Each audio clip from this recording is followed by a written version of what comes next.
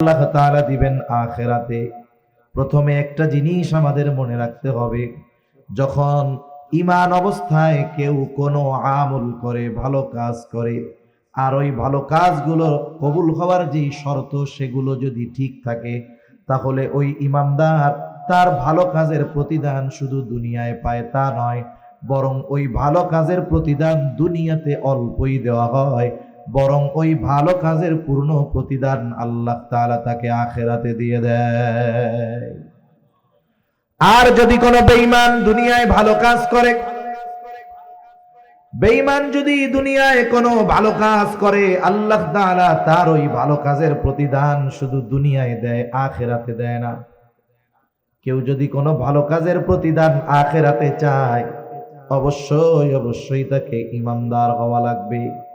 আমাদের কথা যেহেতু ঈমানদার নারী পুরুষের বিষয়ে, এই জন্য এদিকেই আমরা কথাটা বলি। এখন আসেন, আল্লাহ তাআলা প্রথমে বললেন ঈমানদার নারী অথবা পুরুষ যদি আমলে সালেহ করে। এখন কথা হইল আমলে সালেহ জিনিসটা কি? একটা হলো শুধু আমল, আর একটা হলো আমলে সালেহ। আমল যে কেউ করতে পারে, অসুবিধা নাই, কিন্তু সবার আমলটা আমলে সালেহ হয় না। আমলে সালেহ হলো ওই আমল, যেই আমল আল্লাহ তাআলার কাছে কবুল হয়। কি হয় বলেন? কবুল হয়। আমলে সালেহ হওয়ার জন্য অনেকগুলো শর্ত আছে। কম্পালসারি যেই শর্ত সেটা তো ঈমান, এটা তো থাকলোই। ঈমান যদি না থাকে তো আমলে সালেহই হবে না। সাথে সাথে আরো কয়েকটা বিষয় যদি আমরা ঠিক রাখতে পারি, তাহলে আমার আপনার আমল যদি অল্প হয়, ছোট হয়, ওই অল্প আমলের জন্য বড় প্রতিদান যিনি দিবেন তিনি কে?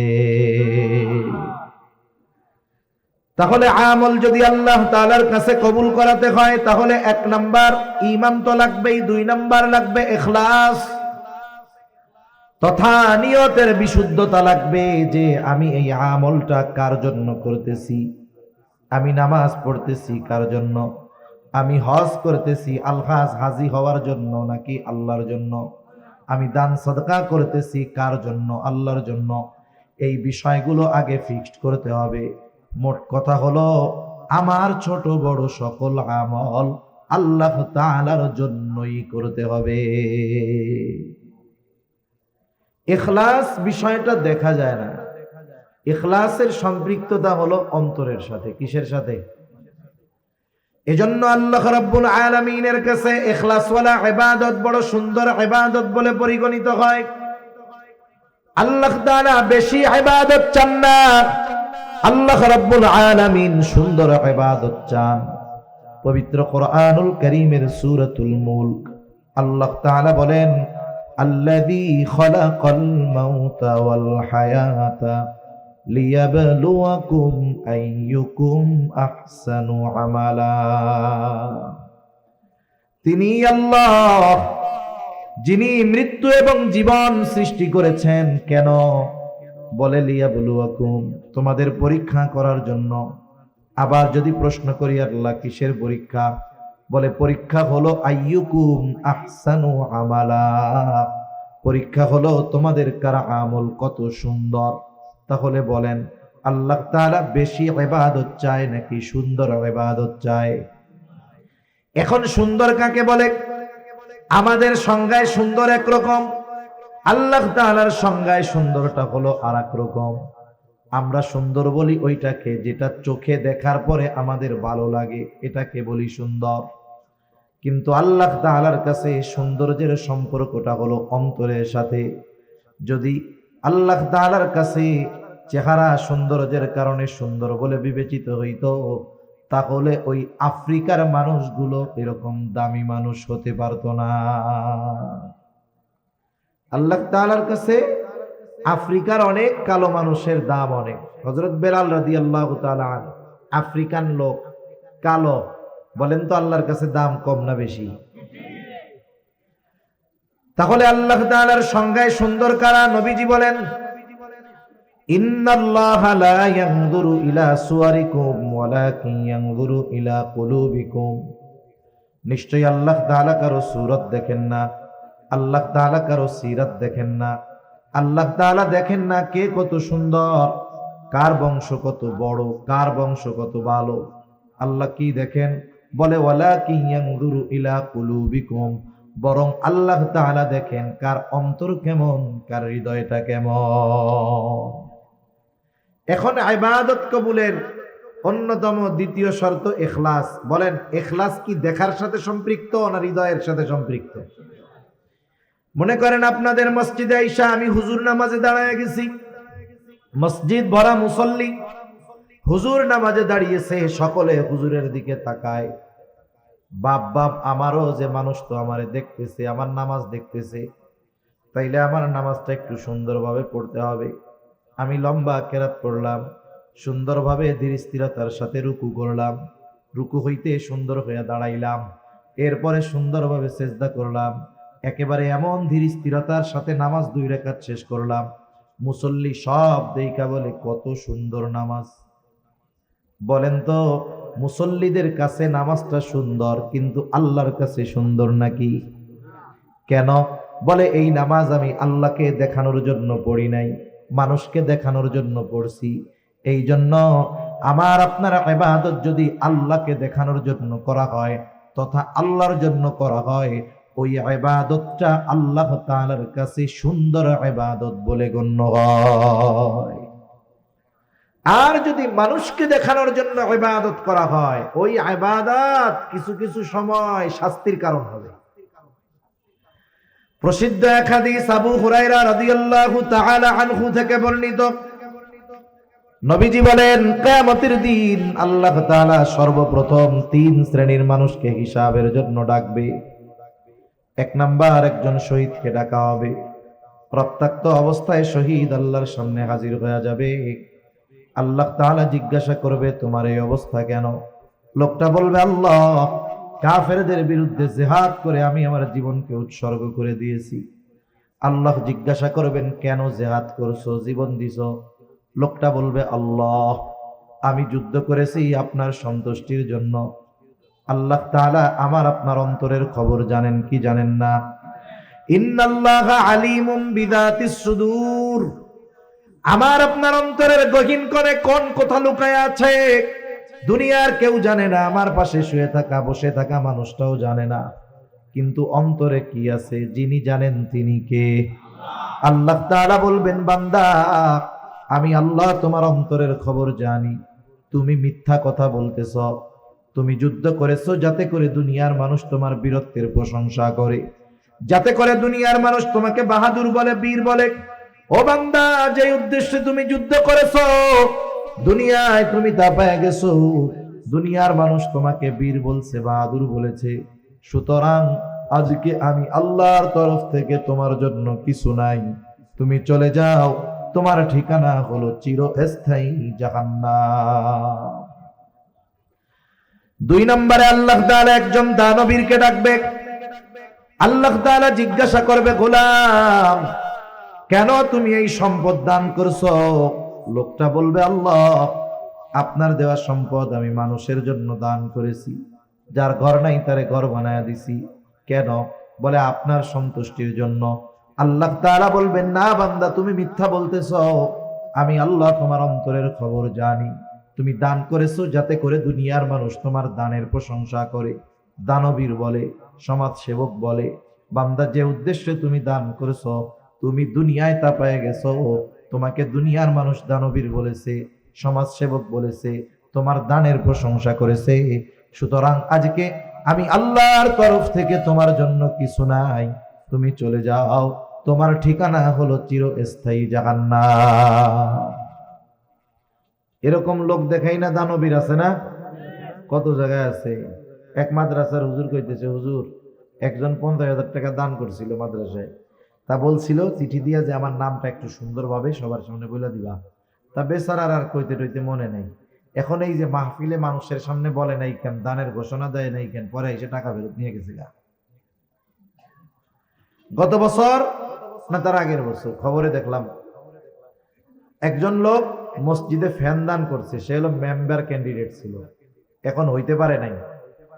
যেই এলাকায় মসজিদে ফ্যান দিছে ওই এলাকার মানুষও তারে ভোট দেয় নাই, আস্তে করে মসজিদের ফ্যানগুলো খুলে নিয়ে গেছে গা।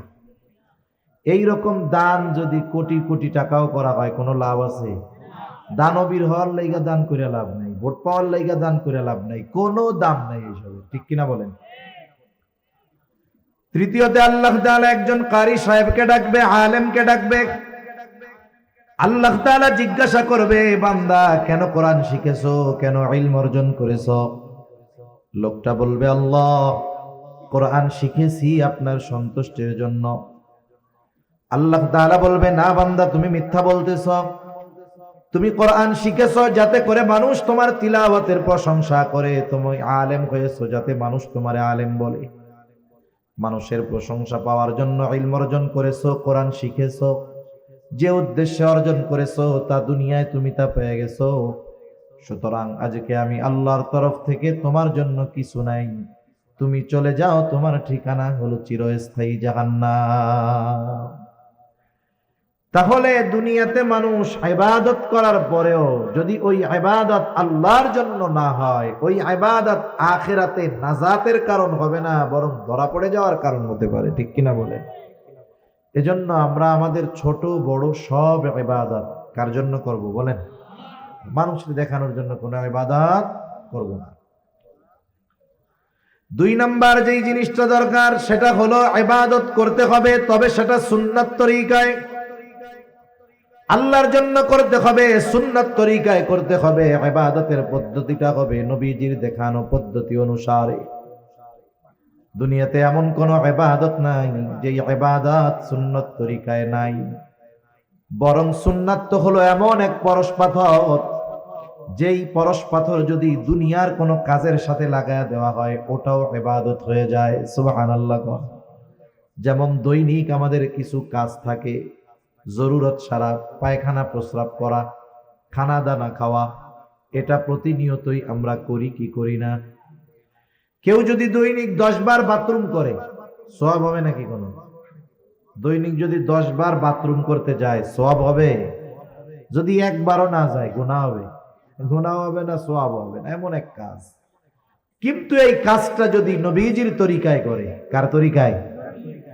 নবীজির পদ্ধতিতে যদি এই সুন্নাহ এইভাবে যদি কাজটা করে, জরুরতটা যদি সারে।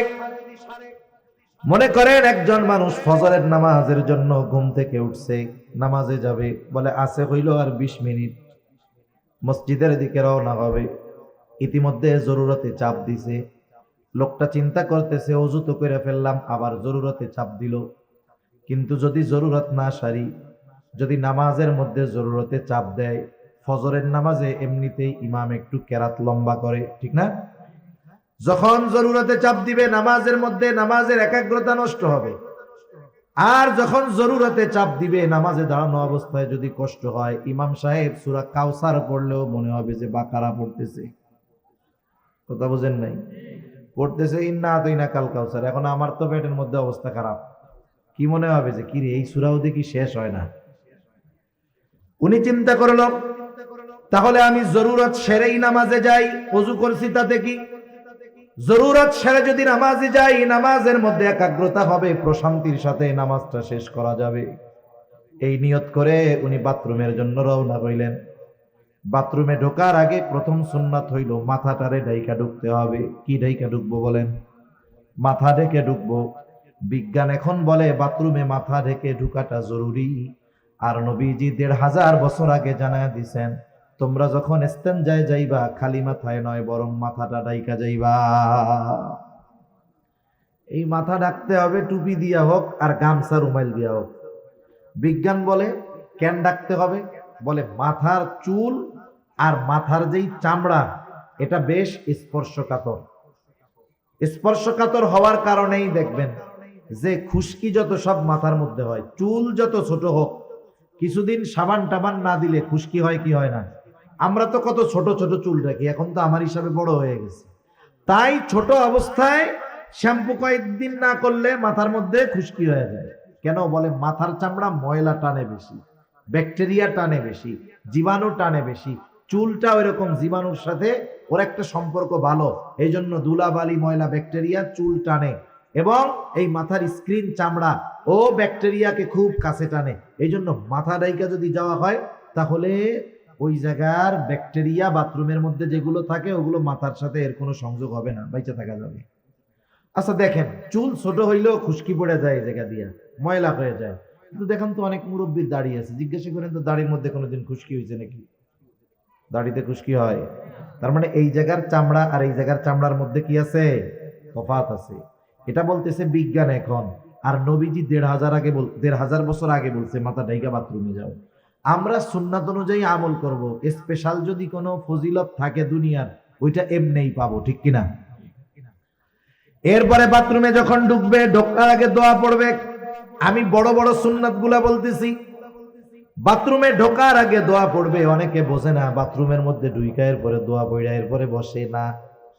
আগে দোয়া পড়তে হবে, এরপরে ঢুকবে। বাম্পা দিয়ে ঢুকবে, বাথরুমের মধ্যে বসবে, জরুরত সারবে। টিস্যু থাকলে টিস্যু, ঢিলা কুলুক থাকলে ব্যবহার করবে, পরিষ্কার পরিচ্ছন্ন হবে পানি দিয়া। ভেতরে যদি অজুর ব্যবস্থা থাকে অজু করে বের হবে, আর যদি অজুর ব্যবস্থা না থাকে সে বের হয়ে আসবে ডান পা দিয়ে। বের হওয়ার পরে দোয়া পড়বে। এই যে দেখেন জরুরতটা সারলো কেন? বলে নামাজের সুবিধার্থে। কোন পদ্ধতিতে সারছে? বলে সারছে হলো নবীজির তরিকায়। এই কাজটা এমনি করলেই করতে পারতো, কিন্তু যখন নবীজির সুন্নাতকে এই কর্মের সাথে লাগায় দিল, এই কর্মটাও তার আমল নামায় সওয়াব যোগ হওয়ার কারণ হয়ে গেল। যেখানে দুনিয়াবি কাজগুলো যদি নবীর তরিকায় করা হয়, এইটায় সওয়াব পাওয়া যায়। আর ইবাদত অবশ্যই এটা সুন্নাত তরিকায় করতে হবে, ঠিক কিনা বলেন? এজন্য অনেক সময় বলে না যে আমরা সুন্নাত তরিকায় নামাজ পড়বো। এই সুন্নাত তরিকার নামাজ শিখতে হয়। আমরা উলামায়ে কেরাম, ইমাম সাহেব, এনাদের কাছ থেকে গিয়ে নামাজটা কি করব? শিখবো। যে কোনো ইবাদতের সুন্নাত পদ্ধতি আছে। এত নয়েজ কেন ভাই? মাত্রাতিরিক্ত নয়েজ। আওয়াজও এত মিষ্টি না, কর্কশ। মনিটরের আওয়াজ হবে একবারে সফট, নরম, কানে এসে লাগতেছে। তাহলে যে কোনো ইবাদত এটা করব কোন তরিকায়? বলে সুন্নাত তরিকায়। কি তরিকায়? সুন্নাত তরিকায়। তাহলে ইবাদত কবুলের প্রথম শর্ত, প্রধান শর্ত ঈমান, 2 নাম্বার শর্ত ইখলাস, 3 নাম্বার শর্ত হলো সুন্নাত, 4 নাম্বার শর্ত হলো যে ইবাদত করবে ওই ইবাদতের মাসলা মাসাইল গুলো জানবে। একজন মানুষ নামাজ পড়বে, বলেন তো নামাজের কিছু জরুরি মাসলা মাসাইল আছে না নাই? এগুলো জানার দরকার। এই জন্য নবীজি সাল্লাল্লাহু আলাইহি ওয়াসাল্লাম বলেন, তলাবুল ইলমি ফারিদাতুন আলা কুল্লি মুসলিম। দ্বীনে ইলম শিক্ষা করা প্রত্যেক মুসলমান নরনারীর উপরে ফরজ। কতটুকু ফরজ? কেউ বলেন একজন নিজে দ্বীনের উপরে পরিপূর্ণ চলার জন্য যতটুকু ইলমে দ্বীন দরকার শেখা ফরজ। আবার কেউ বলেন না, আর একটু বেশি শিখতে হবে। কতটুকু বেশি? আল্লাহ তাআলা কোরআনুল কারীমের মধ্যে বলেন, ইয়া আইয়ুহাল্লাযীনা আমানু কু আনফুসাকুম ওয়া আহলিকুম নারা। আল্লাহ তাআলা বলেন, হে ঈমানদারেরা, নিজে জাহান্নামের আগুন থেকে বাঁচো, অধীনস্থদেরকেও বাঁচাও। নিজে কেমনে বাঁচবা? বলে আল্লাহ তাআলার আদেশ নিষেধ মান্য করার মাধ্যমে নিজে জাহান্নাম থেকে বাঁচো। অধীনস্থদের কেমনে বাঁচাইবা? বলে তাদেরকে দ্বীনের উপরে পরিচালনা করার মাধ্যমে বাঁচাও। নিজে চলার মাধ্যমে বাঁচো, অধীনস্থদেরকে চালানোর মাধ্যমে বাঁচাও। এখন বলেন, আমি আপনি যদি পরিপূর্ণ দ্বীনের উপরে চলতে যাই, ইলমে দ্বীন অর্জন করার দরকার আছে না নাই? নিজে যদি চলতে চাই ইলমে দ্বীন দরকার, তাইলে আরেকজনরে যদি চালাইতে চাই ওই চালানোর জ্ঞান দরকার আছে না নাই? তাহলে কতটুকু শিখতে হবে? বলে কমপক্ষে নিজে এবং নিজের অধীনস্থদেরকে দ্বীনের উপরে চালানো যায় এই পরিমাণ ইলমে দ্বীন শিক্ষা করা প্রত্যেক মুসলমান নরনারীর উপরে ফরজ। এখন বাস্তবতা হইল, আমাদের সমাজের অনেক মানুষ আছে নামাজি, ভালো মানুষ, 5 ওয়াক্ত নামাজ পড়ে, কিন্তু আফসোস এই পরিমাণ ইলমে দ্বীন সে শিক্ষা করে নাই। তাহলে তো সে গুনার মধ্যে আছে, ঠিক কিনা বলেন? এখন শিখবো কেমনে? এক এক কথায় আসলে এক একটা শুধু বাড়তে থাকে। আমি চাইতেছি কমাইতে, এটা আরো বাড়ে। শিখবো কেমনে? শেখার পদ্ধতিটা কি? আমাদের ছোট ছোট বাচ্চা যারা আছে এদেরকে আমরা মাদ্রাসায় দিলে, নুরানি মাদ্রাসায় দিলে এগুলো শিখতে পারবে, ঠিক কিনা বলেন? শুনেন, যে জামানা আসতেছে, আগামী প্রজন্ম দ্বীনহীন হয়ে যায় কিনা দিন শূন্য হয়ে যায় কিনা। তাদেরকে তো নাস্তিক মুরতাদ বানানোর জন্য আমাদের পাঠ্যপুস্তকের মধ্যে নাস্তিক্যবাদ, সেকুলারিজম, ধর্মহীনতা, সমকামিতা সহ সকল ধরনের পাপাচার শিক্ষা দেওয়ার অপচেষ্টা চলতেছে, ঠিক কিনা বলেন? আমরা বুঝতেছি যে এই শিক্ষার দ্বারা আমাদের সন্তান জান্নাতের রাস্তা বহুদূর, ওর জাহান্নামে এলো দৌড়ায় দৌড়ায় যাবে। কেউ চায় না যে তার সন্তান বদ্দিন হোক। তাহলে কি করার দরকার? বলে সন্তানদেরকে আগে দিন শেখাইতে হবে। আপনি আগে আপনার সন্তানটাকে মাদ্রাসায় দিবেন, দিন শিখাবেন। একটা ছেলে যদি নুরানিতে 3, 4 পর্যন্ত পড়ে, আশা করা যায় ওই ছেলেটা জরুরতে দিন তথা দিনের উপরে চলার জন্য যতটুকু জ্ঞান অর্জন করা ফরজ, ততটুকু আলহামদুলিল্লাহ সে অর্জন করে ফেলে। তাহলে কি হইল? আপনি তাকে যে এই যে দিনের উপরে চালানোর জন্য দিন শেখাইলেন, এটা তার হক আপনার উপরে ছিল। আপনি যেই বাপ, ডাক্তারের বাপ, ইঞ্জিনিয়ারের বাপ, অনেকে এসে গর্বের সাথে বলে আমার 3 পোলা ডাক্তার। আপনি ডাক্তার বানাইছেন, ঠিক আছে, টাকা কামাইবে, অসুবিধা নাই, কিন্তু এই ডাক্তারকে যদি আপনি ওই পরিমাণ দিন শেখানোর ব্যবস্থা না করেন, ওই ডাক্তার যদি কিয়ামতে জাহান্নামে যায়, আপনি বাপরে আগে জাহান্নামে নেওয়ার ব্যবস্থা সে করবে, ঠিক কিনা বলেন? এজন্য জাগতিক লাইনে যা বানান না কেন সেটা পরের হিসাব, কিন্তু তার ভিত্তিমূলক শিক্ষাটা দিনই শিক্ষায় দেন। এটা এখন আমাদের জন্য সর্বোচ্চ জরুরি, কারণ আমাদের সন্তানদের ক্লাস 3 থেকেই নাস্তিক বানানোর কর্মকাণ্ড এরা চালু করে দিচ্ছে, ঠিক কিনা বলেন? সন্তান আপনার, ভবিষ্যৎ আপনার সন্তানের, চিন্তা করবেন, সিদ্ধান্ত নেবেন, এটাও আপনারা। আমরা শুধু আপনাদের বলে দিতে পারি, আপনাদের সিদ্ধান্ত নিয়ে নেওয়ার ক্ষমতা বা সিদ্ধান্ত দেওয়ার ক্ষমতা আমাদের নেই। আমরা সতর্ক করতে পারি, ঠিক কিনা বলেন? তাহলে দিন ইলম ছোট মানুষদের তো শিক্ষা করবে। এখন আমরা বুড়া মুরব্বী, আমরা কোত্থেকে শিখবো? আপনারা আপনাদের মসজিদের ইমাম সাহেবের সাথে বলেন যে হুজুর, দিন ইলম শিক্ষা করা তো প্রত্যেক মুসলমানের উপরে ফরজ। কোন বিষয়গুলো বা কতটুকু শিক্ষা করা ফরজ আমরা তো জানি না। আপনি দৈনিক আমাদের 1 ঘন্টা সময় দেন, আধা ঘন্টা সময় দেন, যে আমরা জরুরতে দিন তথা যে বিষয়গুলো ফরজ এগুলো আমরা একটু শিখি। আসল কথা হইল, চার দোকানে টিভি দেখা 5 ঘন্টা কাটাইতে কষ্ট হয় না, কিন্তু ইমাম সাহেবের কাছে গিয়া 1 ঘন্টা দিন শিখতে গেলে জান বাইর হয়ে যায়, ঠিক কিনা বলেন? আপনার আমার সুযোগ আছে, এই জবাবদিহিতা আল্লাহ তাআলার কাছে করতে হবে। এটা বলতে পারবো না যে হুজুর আল্লাহ আমরা শিখি না এর জন্য মোল্লারা দায়ী। কেন? শেখার জন্য তো নিজের আগ্রহের দরকার। আপনার সময় ছিল, সুযোগ ছিল, 4 দোকানে টিভির সামনে বসে আড্ডা দিয়ে গল্প দিয়ে কাটাইছেন, আপনি 1-1.5 ঘন্টা সময় মসজিদে ইমাম সাহেবের কাছে দিতে পারেন নাই, এর জন্য ধরা খাইতে হবে কি হবে না? এজন্য এখন থেকে, আজকে থেকে দৃঢ় প্রতিজ্ঞাবদ্ধ হব।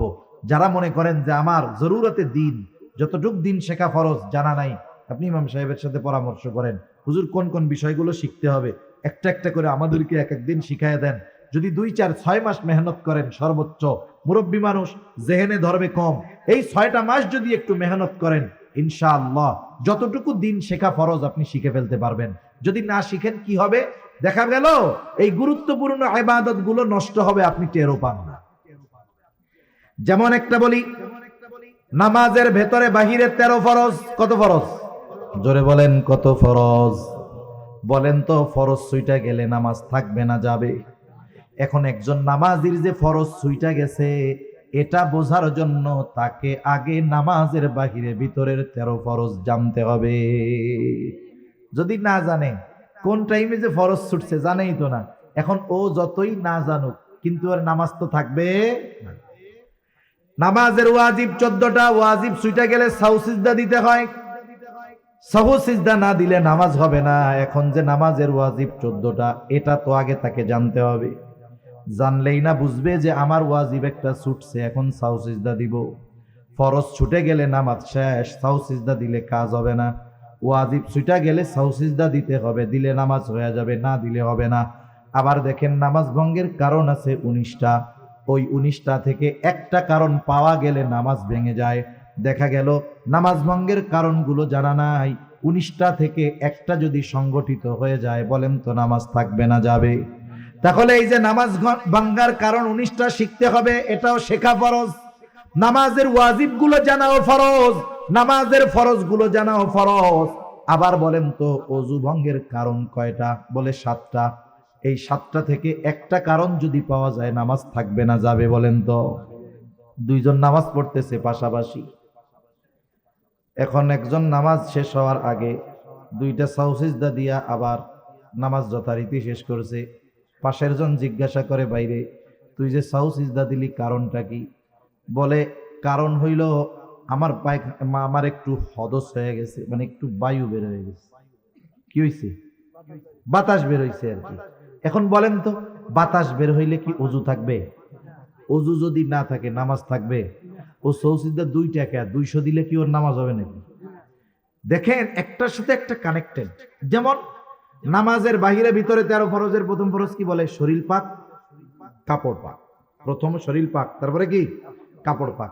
এখন একজন গোসল তার ফরজ, এখন গোসল ফরজ হয়েছে, শরীর পাক বানাইতে হবে না?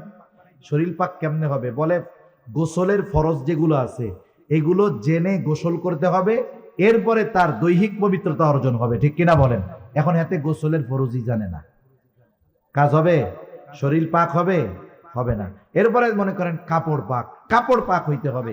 এখন মনে করেন কাপড়ের উপর একটা নাপাকি পড়ছে, এখন এই নাপাকি পড়লে কতটুক নাপাক থাকলে নামাজ হয়ে যাবে, কতটুক থাকলে হবে না, এটা তার জানার দরকার আছে না নাই? এখন মনে করেন একটা পোলা পাইনের 1 ফোঁটা মুখ পড়ছে। কি পড়ছে? প্রস্রাব পড়ছে। এখন প্রস্রাব পড়ছে 1 ফুট, 1 ফুট এমনি জায়গায় যতটুক নিবে, বলেন তো কাপড়ের উপরে পড়লে ওই ফোঁটা কি জায়গায় থাকবে না ছড়ায়া যাবে? এখন আপনি যদি মনে করেন যে ও ফুলা অজ্ঞাত 1 ফোঁটাই মুছছে, এতে আর কি হইব, চল এটা পরে নামাজ পড়ে ফেলি, কিন্তু আপনার ওই কাপড়ের উপরে যখন ফোঁটা পড়ছে ওটা যেই পরিমাণ জায়গায় ছড়ায়া যায় ওই কাপড় নাপাক হওয়ার জন্য যথেষ্ট। কথা বুঝেন নাই? দেখেন, সেজন্য কি আমার ইবাদত ঠিক হইতে হইলে তাহারাতের মাসআলা, পবিত্রতার মাসআলাগুলো জানতে হবে, ওযুর ফরজগুলো আমার জানতে হবে, গোসলের ফরজ জানতে হবে, ওযু ভাঙার কারণগুলো জানতে হবে।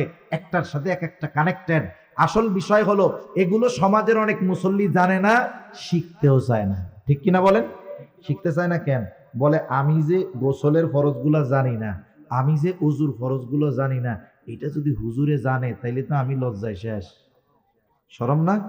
শরম। হুজুরের মাঝে মধ্যে গরম কথা কয়, পোলা 3টা বিদেশে থাকে তো গরম কথা কয় হুজুরে। এখন যেই হুজুরে এত গরম কথা কই, সেই হুজুর জানে যদি আমি ওযু ভাঙার কারণ জানি না, তাহলে লজ্জা না? এই যে আপনি লজ্জায় হুজুরের কাছে গেলেন না, শিখলেন না, দুনিয়ায় একটু লজ্জা পাইলেও আখেরাতে ডান্ডা বাড়ি খাওয়া লাগতো না। ঠিক কিনা বলেন? এজন্য এই সব বিষয়ে লজ্জা শরম করা যাবে না, এসব বিষয়ে লজ্জা পাওয়া যাবে না। ওলামায়ে কেরামের কাছে গিয়ে, মসজিদের ইমাম সাহেবের কাছে গিয়ে এই বিষয়গুলো প্র্যাকটিক্যাল ভাবে আমাদের শিখতে হবে। শিখবো তো ইনশাআল্লাহ। তাহলে এত কষ্ট করে ইবাদত করলাম, যদি এই বিষয়গুলো না জানার কারণে ইবাদত না হয়, তাহলে এর চাইতে কষ্টের আর কিছু আছে? একজন করে নাই, শাস্তি খাইছে, ভালো কথা। আপনি কইরা কবুল হয় নাই, শাস্তি খাইলেন, তাহলে কষ্ট বেশি লাগবে কি লাগবে না?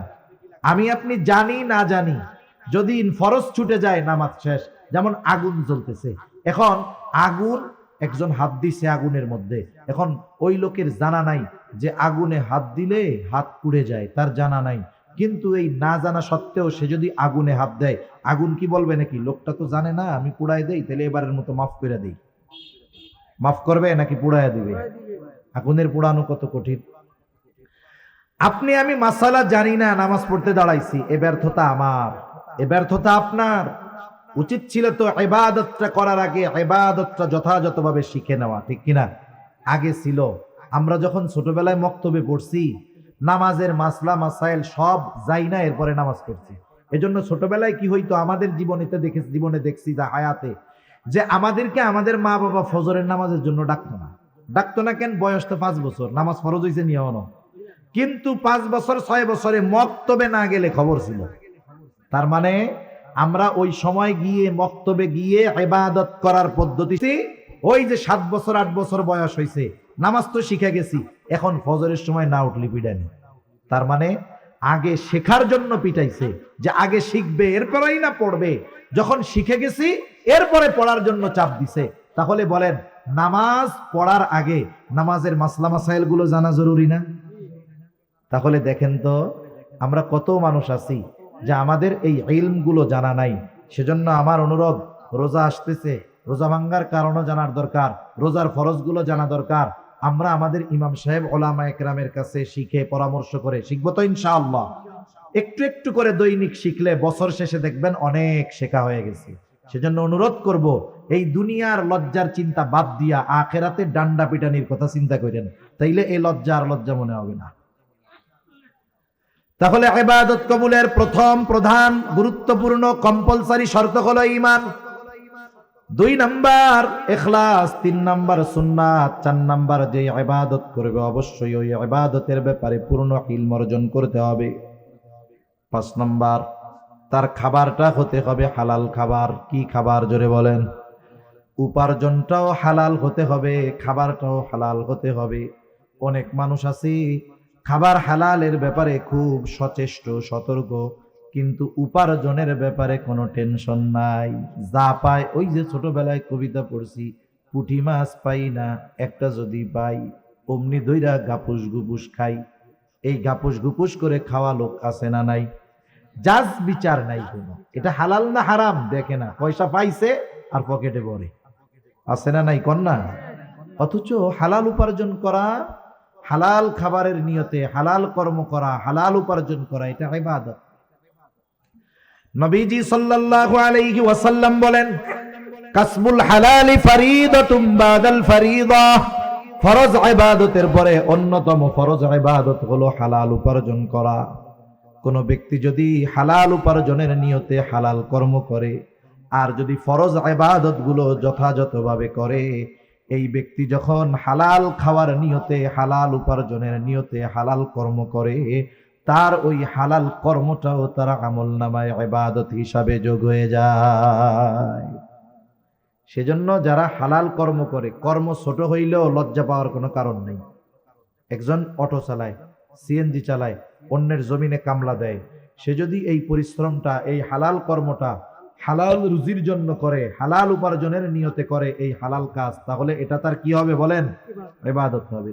কিন্তু আফসোস, আমাদের দেশের মানুষ কেউ যদি সুযোগ পায় হারাম উপার্জনের, ওই হারামের নাম পাল্টাইয়া ওরা খাওয়া শুরু করে। যেমন সমাজে অনেক চাকরি আছে, ওই চাকরি হইলে কয় আলহামদুলিল্লাহ, আমার আর বেতনের টাকায় হাত দেওয়া লাগবে না। নাউজুবিল্লাহ। কেন বেতনের টাকায় হাত দেওয়া লাগবে না কেন? কয় বকশিস টকশিস যা পামো তাতেই তো কাম সারা।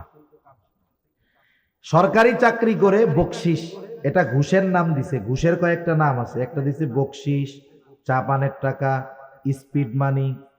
এখন আবার কতক লোক এই ঘুষের টাকারে হাদিয়ার নাম দিয়া চালায়। নাউজুবিল্লাহ বলেন। হাদিয়ার ব্যাপারে নবীজি বলেন, হাদিয়া আদান প্রদানে মহব্বত বাড়ে, এটা দেওয়া সুন্নত, নেওয়া সুন্নত। আর এই ঘুষ রে বানাইছে হাদিয়া। নাউজুবিল্লাহ বলেন। বলে কিছু হাদিয়া দিয়েন, কামটা কইরা দিব না। কোন জায়গায় কি জিনিস ব্যবহার করতে হয় বুঝে না। এটার নাম দিছে স্পিড মানি। আপনি সরকারি অফিসে যাবেন, দেখবেন কামের গতি নাই, যেই টাকা দিবেন বলে ওই টাকায় গতি বেড়ে যায়, এই জন্য এটার নাম কি? স্পিড মানি। নাউজুবিল্লাহ। এই যে টাকাগুলো খাইতেছে, এখন ঘুষ মনে করে খায় না, ও উল্টা মনে করে, ওইটা মনে হয় ওর পাওনাটা হক। ঘুষ খায় কি মনে করে? এখন না, হক মনে করে। আল্লাহ ওদের হেদায়েত দান করুক, সকলে বলি আমিন। আর রাশি ওয়াল মুরতাশি ওয়ার রায়েশ, ঘুষখোর, ঘুষ দাতা, ঘুষ গ্রহিতা, ঘুষ দাতা, ঘুষ গ্রহিতা, মধ্যস্থতাকারী, এই তিনজনই সমান অপরাধী। তিনজনই কি বলেন না? সমান অপরাধী। বান্দার হক নষ্ট করে এরা। সেজন্য অনেকে উপার্জনের ক্ষেত্রে হালাল না হারাম যাচাই করে না। সেজন্য আমরা সমাজে দেখি অনেক নামাজি মানুষ ঘুষ খায়, কিন্তু নাম পাল্টায় খায়, মনে করে ওর জন্য বৈধ। এখন বলেন তো, ঘুষ খাওয়া নিঃসন্দেহে হারাম, কেউ যদি এটাকে হালাল মনে করে খায়, তার ঈমান থাকবে নাকি চলে যাবে? সেজন্য সাবধান, আমাদের উপার্জনটা আমরা হালাল করব। আবার দেখেন, অনেকে কর্ম করে হারাম, কিন্তু উপার্জন পরিশ্রমের উপার্জন। একজন এক জায়গায় কাজ করে, এক রেস্টুরেন্টে কাজ করে, কথার কথা, ওই জায়গায় তাকে শুধু মানুষকে পানি দিতে হয় না, লাল পানিও দেওয়া লাগে। লাল পানি জানেন তো? মদ পরিবেশন করতে হয়, এর বিনিময়ে মাস শেষে সে বেতন পায়। এখন নবীজি বলতেছেন, যারা মদের সাথে সম্পৃক্ত 10 শ্রেণীর মানুষ, এরা সব আল্লাহর লানত প্রাপ্ত। এর মধ্যে এক শ্রেণীর মানুষ কারা কারা? বলে যে মদ পরিবেশন করে। এখন বলেন, যে ওই রেস্টুরেন্টে চাকরি করে, যেখানে মদ দেওয়া লাগে মানুষরে, তার এই কর্মটা হালাল না হারাম? তাহলে তার কর্ম হালাল হতে হবে, উপার্জনও হালাল হতে হবে। অনেকের কর্ম হালাল কিন্তু উপার্জনের মাধ্যমটাকে বানায় ফেলছে সে হারাম। সে বেতন পাইতো কর্মের কারণে, ঠিক আছে, অসুবিধা নাই, কিন্তু ওই যে আলাদা ইনকাম করা শুরু করছে, ওইটা কি হইলো বলেন? হারাম। তাহলে শর্ত দুইটা, কর্ম হালাল, বিনিময়টাও কি হইতে হবে? হালাল। এই হালাল উপার্জনের নিয়তে যে হালাল কর্ম করবে, তাহলে এই কর্মটাও তার আমাল নামায় ইবাদত বলে যোগ হবে। সুবহানাল্লাহ বলেন। এরপরে খাবারটা হতে হবে হালাল। যে কথা বলতেছিলাম যে অনেকে উপার্জনের ক্ষেত্রে কোনো টেনশন নাই, যা পাইছে তাই নাই, কিন্তু খাবার হালালের ব্যাপারে সচেষ্ট সতর্ক থাকে। বাজারে গিয়া গোশত কেনার আগে কসাইরে জিজ্ঞাসা করে, বিসমিল্লাহ কইয়া গরু জবাই দিছস? মানে আল্লাহর নাম কইয়া কি গরু জবাই দিছিলি? যদি আল্লাহর নাম সাইডা ইচ্ছা কইরা বাদ দিয়ে আল্লাহর নাম বাদ দিয়ে গরু জবাই দেয়, ওই গরুর গোশত তো আর হালাল থাকবে না। থাকবে? কত সচেষ্ট। পকেটের মধ্যে টাকা পয়সা ঠিকই, ঘুষের দোকানে যায় কসাইরে জিজ্ঞাসা করে যে বিসমিল্লাহ কইয়া গরু জবাই দিছিলি নাকি? এরকম লোক আমাদের সমাজে আছে। কসাইও তো চালাক কম না। কসাই কি বলে? বলে এই ভুল আমি করি না, নামাজ কালাম পড়ি না, এটা আমার পাপ, আল্লাহ চাইলে মাফ করে দিবে। ইচ্ছা করে যদি বিসমিল্লাহ বাদ দিয়া গরু জবাই দেই, এই গরুর গোশত হালাল থাকবে না, যারাই খাবে সবাইরে হারাম খাওয়ানো হবে, আমার কবিরা গুনাহ হবে, বান্দার হক নষ্ট হবে। এত হিসাব দিতে রাজি নাই, এই জন্য গরু জবাই দেওয়ার সময় বিসমিল্লাহ কইতে ভুলি নাই আমি। এবার খুশির ঠেলায় বলে রমজান মাস চলে আসছে তো, বাংলাদেশ যা 800 টাকা গরুর কেজি, কয়দিন পরে 2000 1000 টাকা হয়ে যায় কিনা ঠিক নাই, তাহলে দে রোজার মাসে সেহরির খাওয়ানি গরুর গোশত দে 10 কেজি দে আমাকে। এখন বলেন, সুন্দর মতো হালাল গরুর গোশত কেনার সময় পকেট থেকে টাকা দিছে, এটা কি? জোরে বলেন, এটা কি? আরে হারাম টাকা দিয়ে হালাল কিনলো, সে তো হারামের মতোই, ঠিক কিনা বলেন? এজন্য আমাদের উপার্জনটাও হালাল হতে হবে, খাবারটাও হালালই হওয়া লাগবে। এখন যাদের খাবার উপার্জন হারাম, হারামের সাথে যারা তাদের নিজের জীবনটাকে জড়ায় ফেলছে, এদের বড় বড় কয়েকটা ক্ষতি। 1 নাম্বার ক্ষতি, যে হারাম খায় তার দোয়া আল্লাহ তাআলা কবুল করে না। এই যে দোয়া কবুলের ঘোষণা আল্লাহ তাআলার পক্ষ থেকে যেই সময়গুলোতে আছে, এই যে লাইলাতুন নিসফে মিন শাবান গেছে, প্রতিদিন মধ্যরাতের পর থেকে নিয়ে সুবহে সাদিক পর্যন্ত আল্লাহর যেই ক্ষমার ঘোষণা আছে, রোজার মাসে স্পেশাল শবে কদর, এই ফজিলতের মাস, সময় ক্ষমার ঘোষণা আছে, বাইতুল্লাহ গেছে, দোয়া কবুলের কত স্থান আছে, যেই জায়গাগুলোয় গেলে আল্লাহ দোয়া কবুল করে। কিন্তু ওই হারামখোর যে, সে যতই বিনয়ের সাথে দোয়া কবুলের সময়, দোয়া কবুলের স্থানে গিয়েও যদি দোয়া করে, এই হারামখোরের দোয়া আল্লাহ কবুল করবে। তাহলে 1 নাম্বার ক্ষতি, দোয়া কবুল হবে না। 2 নাম্বার যেই ক্ষতি, আল্লাহর নবী বলেন, লা ইয়াদখুলুল জান্নাতা জাসাদুন গুযিয়া বিল হারাম, হারাম ভক্ষণকারীর শরীর জান্নাতে প্রবেশ করবে না। যেই দেহ হারাম টাকা দিয়ে গঠিত, যে হারাম খাবার দিয়ে গঠিত, এই দেহটা জান্নাতের জন্য অনুপযুক্ত। একটু চিন্তা করে দেখেন তো, দুনিয়ার সামান্য সুখ স্বাচ্ছন্দ্যের কথা চিন্তা করে, দুনিয়া একটু ভালো পড়ার লোভে, একটু ভালো খাবার আশা করে যারা উপার্জনকে হারাম বানিয়েছেন, খাবারকে হারাম খাবার দ্বারা দেহ গঠন করতেছেন, এই মানুষগুলার শরীরকে আল্লাহ তাআলা, আল্লাহর নবী জানিয়ে দিয়েছেন জান্নাতের জন্য এগুলো অনুপযুক্ত বলে ঘোষণা করা হয়েছে। 3 নাম্বার ক্ষতি, বলে তার ইবাদত কবুল হবে না। আল্লাহ তাআলা বলেন, ইয়া আইয়ুহার রাসূলু কুলু মিনাত তাইয়্যিবাতি ওয়া'মালু সালিহান। আল্লাহ তাআলা বলেন, হে রাসূলগণ, কুলু মিনাত তাইয়্যিবাত, আপনারা পবিত্র খান, ওয়া'মালু সালিহা, আর আমলে সালেহ করেন। বুজুর্গানে দ্বীন বলেন, আল্লাহ ওয়ালাদের জবানে শুনেছি, যার খাবার পবিত্র হয় না তার ইবাদত আল্লাহর কাছে কবুল হয় না। যার খাবার পবিত্র হয় না তার আমলে সালেহ হয় না। তার মানে খাবার পবিত্র দরকার, এরপরে যদি আমল করে, অন্যান্য শর্তগুলো যদি ঠিক থাকে, তার ইবাদত আল্লাহ তাআলা কবুল করে নেয়। হারাম খাবারের চতুর্থ, হারামের চতুর্থ ক্ষতি, বলে হারামকে যদি কেউ হালাল মনে করে, ঈমান থাকে না। কেউ যদি হারামকে হালাল মনে করে, ঈমান থাকবে? আল্লাহ যেটাকে হারাম বলেছে, সে যদি সেটাকে হালাল মনে করে, বৈধ মনে করে, ঈমান থাকবে না।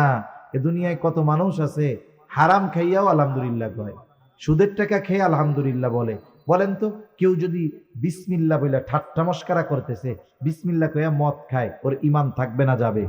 কেউ যদি এমনে মদ খায় কবিরা গুনাহ হবে, কিন্তু যদি সে মদকে বৈধ হালাল মনে করে কিন্তু মদ খায় না, তার ঈমান চলে যাবে। বিসমিল্লাহ বলে খাইছে, শেষ। খাইয়া আলহামদুলিল্লাহ কইছে, শেষ। এজন্য বুঝতে হবে যে কত সতর্ক সচেষ্ট থাকার দরকার আমাদের। হারামকে হালাল মনে করলে ঈমান থাকবে না। আমাদের সমাজে কত মানুষ সুদের টাকায় ফ্যামিলি চলে, কত সুন্দর খায় আর কয় আলহামদুলিল্লাহ। আছে না নাই? চাকরি করতো, সরকারি চাকরি, 20,000, 25,000, 30,000 টাকা বেতন পায়। তখন চাকরিকালীন সময় ভালো চলে নাই, এখন চাকরি নাই, খুব শান্তিতে আছে। এখন জিজ্ঞাসা করে কেমন চলে এখন? আগে তো চাকরি ছিল, এখন তো চাকরি নাই। কয় আগের চাইতে আরো ভালো চলে। কেমনে চলে? কয় 1 কোটি টাকা পাইছিলাম, এক জায়গায় রাখছি, আমারে মাসে মাসে 1 লাখ দেয়, আলহামদুলিল্লাহ খুব ভালো চলতেছে। এখন বলেন তো, এই সুদের টাকা, স্পষ্ট সুদের টাকা খেয়ে যদি কেউ আলহামদুলিল্লাহ বলে, অবস্থা টাইট না? এজন্য সতর্ক সচেষ্ট থাকার দরকার। হযরত চলে আসছে, আমার আলোচনা শেষ। দেখেন, এখন এই শর্তগুলো ঠিক থাকলে মুমিন নারী পুরুষ যেই হোক তার ইবাদত কবুল করবেন কে? ইবাদত যদি কবুল হয় তাহলে কয় ধরনের পুরস্কার? বলে 2 ধরনের। এক ধরনের পুরস্কার দুনিয়ায়। দুনিয়ায় কি দিবে? বলে ফালা নুহইয়ান্নাহু হায়াতান তাইয়্যিবা। দুনিয়ায় আল্লাহ তাআলা তাকে পবিত্র এক জিন্দেগি দান করবে। আখিরাতে কি দিবে? বলে ওয়ালা নাজজিয়ান্নাহুম আজরাহুম বিআহসানি মা কানু ইয়ামালুন। আর আখিরাতে আল্লাহ তাআলা তাকে কি দিবে? বলে দুনিয়ায় যেই পরিমাণ আমল করছে তার চাইতে বহুগুণ প্রতিদান আল্লাহ তাআলা তাকে দিবে। এজন্য সম্মানিত সুধী, আমলের মৌসুম, ইবাদতের মৌসুম চলে আসছে। আমরা এই শর্তগুলোকে ঠিক রেখে আমরা আমাদের ইবাদতগুলো করব তো ইনশাআল্লাহ। তাহলে দুনিয়ায় উত্তম প্রতিদান, আখিরাতে উত্তম প্রতিদান। আল্লাহ সুবহানাহু ওয়া তাআলা আমাদের সবাই